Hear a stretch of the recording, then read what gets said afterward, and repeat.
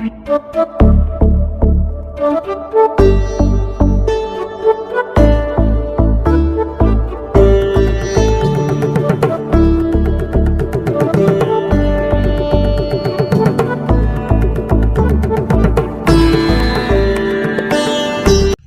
नमः। अभी आपने ग्रहों के पुंसत्व, स्त्रीत्व, क्लीबत्व और वेद शाखा के स्वामियों के विषय में पढ़ा। इस वीडियो के उत्तरार्ध वाले भाग में, मतलब 17वें पाठ का जो यह उत्तरार्ध वाला भाग है, इसमें मूल रूप से कौन सा ग्रह किस वर्ण का प्रतिनिधित्व करता है उसके विषय में बताया जाएगा और कुछ प्रश्नोत्तर के माध्यम से आपको गृह कार्य दिया जाएगा।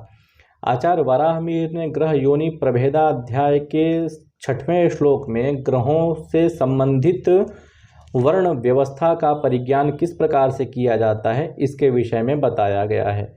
इसका प्रयोग क्या है, इसका मूल प्रयोजन क्या है, इससे किन किन विषय वस्तुओं का परिज्ञान किया जाना चाहिए, कैसे ग्रहों से संबंधित जो वर्ण है उसका हम परिज्ञान करें, इन सभी के विषय में आचार्य वराहमिहिर ने प्रयोजन पूर्वक 6वें श्लोक में, मतलब लघु जातक के 2 अध्याय के 6वें श्लोक में इस बात को बहुत ही सरलता से बताया है।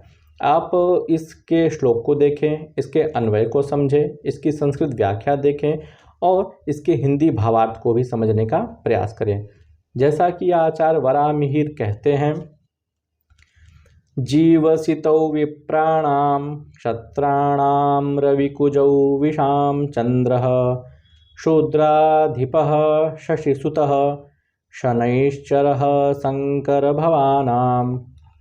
इसके अन्वय को आप देखें, विप्राणां जीवसितौ क्षत्राणां रविकुजौ विशां चंद्रः शूद्राधिपः शशिसुतः शंकरभवानां शनैश्चरः स्वामी भवति। इसकी व्याख्या आप देखें, विप्राणां द्विजानां जीवसितौ गुरुशुक्रौ क्षत्राणां क्षत्रियाणां रविकुजौ सूर्यमंगलौ विशां वैश्यानां चंद्रः सोमः शूद्राधिपः शूद्राणाम् अधिपतिः शशिसुतः बुधः शंकरभवानाम् अन्त्यजानां शनैश्चरः शनि स्वामी भवति। जैसा कि जानते हैं कि जो सनातन धर्म है उसमें 4 प्रकार के वर्णाश्रम व्यवस्था का निर्देश किया गया है, जिसमें ब्राह्मण वर्ण, क्षत्रिय वर्ण, वैश्य वर्ण और शूद्र वर्ण, ये चारों बताए गए हैं। भगवान कृष्ण ने भी गीता में गुण कर्म के अनुसार इन 4 वर्णों का वर्गीकरण किया है। तो इन चारों वर्णों के ऊपर कौन कौन से ग्रहों का आधिपत्य होता है, कौन सा ग्रह किस वर्ण विशेष का प्रतिनिधित्व करता है और उससे उसका क्या तादात्म्य संबंध है, यह इस श्लोक में आपको प्रयोजन पूर्वक बताया गया है। जैसा कि आचार्य वराहमिहिर ने पहले ही श्लोक में बता दिया गया है कि 9 ग्रहों का अपना एक मंत्रिमंडल है, जिसमें सूर्य चंद्रमा को राजा समझा जाता है, मंगल को सेनापति कहा गया है। ठीक उसी प्रकार से जो 7 ग्रहों का या 9 ग्रहों का जो मंत्रिमंडल का बना गया है उसमें सभी के वर्ण विभाजित कर दिए गए हैं कि अमुक ग्रह अमुक वर्ण का प्रतिनिधित्व करेगा।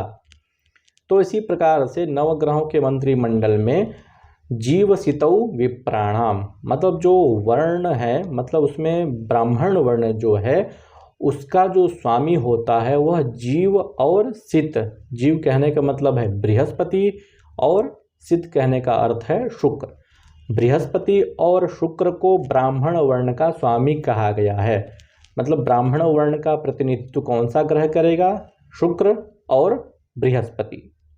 इसी प्रकार से क्षत्राणाम रवि कुजौ, रवि अर्थात सूर्य और कुज मतलब मंगल, ये 2 ग्रह क्षत्रिय वर्ण के प्रतिनिधित्व ये दोनों ग्रह करते हैं।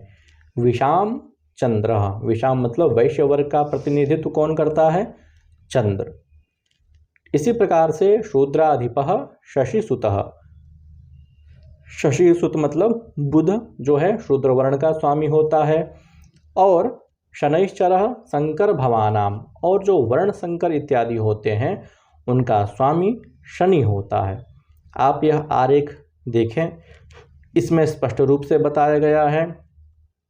सूर्य जो है वह क्षत्रिय वर्ण का स्वामी होता है, चंद्रमा वैश्य वर्ण का स्वामी होता है, मंगल क्षत्रिय वर्ण का स्वामी होता है, बुध शूद्र वर्ण का स्वामी है, गुरु ब्राह्मण वर्ण का स्वामी है, शुक्र ब्राह्मण वर्ण का स्वामी है, शनि अंत्यज वर्ण का या संकर वर्ण मतलब जो वर्ण शंकर इत्यादि जो समुदाय होते हैं उनका वह स्वामी होता है, मतलब उनका वह प्रतिनिधित्व करता है। अब इसका प्रयोजन हम कैसे समझें? जीवसितौ विप्राणाम अर्थात ब्राह्मण और बृहस्पति और शुक्र ब्राह्मण वर्ण के स्वामी होते हैं, तो इसका प्रयोजन कैसे हम समझें?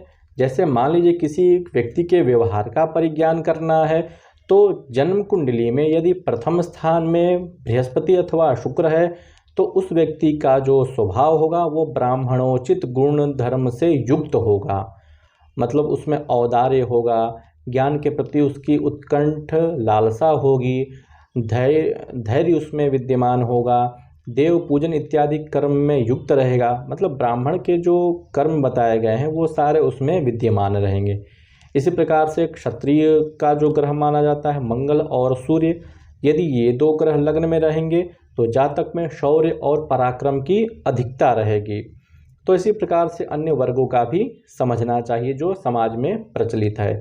पुनः इसके अतिरिक्त यह भी होता है कि किस वर्ण विशेष से हमको धनागम होगा, तो जिस किसी के भी नवम भाव में अथवा एकादश स्थान में या द्वितीय स्थान में ग्रह हैं और वह ग्रह जिस वर्ण का प्रतिनिधित्व करता है तो संबंधित वर्ण विशेष से आपको विशेष लाभ होगा।